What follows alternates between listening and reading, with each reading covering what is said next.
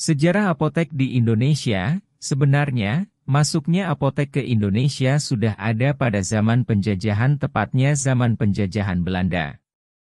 Saat itu, para penjaga atau pelajar yang mempelajari obat-obatan yang nantinya akan menjadi apoteker pada umumnya hanyalah orang-orang yang berasal dari negara Denmark, Austria, Jerman, atau Belanda sendiri.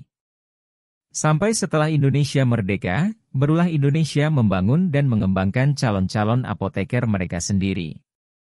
Pada tahun 1950, dalam rangka untuk semakin mengembangkan tenaga kerja untuk bagian farmasi, sebuah sekolah asisten apoteker pertama kali terbuka dengan waktu pendidikan selama 2 tahun lamanya.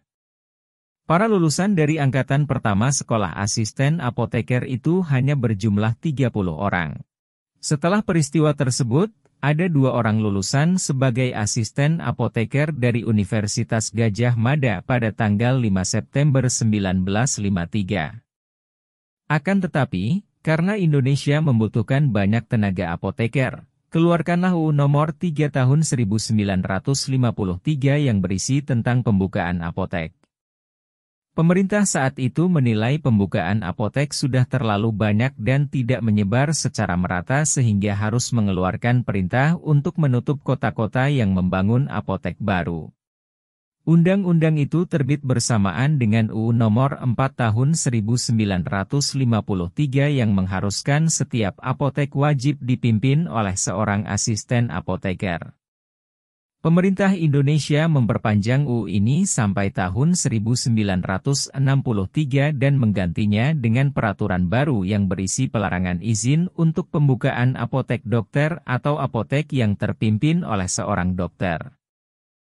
Perkembangan sejarah apotek hingga saat ini, seperti itulah beberapa sejarah apotek sampai kronologi masuknya apotek ke Indonesia. Menurut sejarah, seharusnya apotek harus memiliki seorang apoteker untuk mengepalai apotek tersebut. Sama halnya seperti profesi-profesi lain, nama apotek haruslah berasal dari nama pemimpinnya.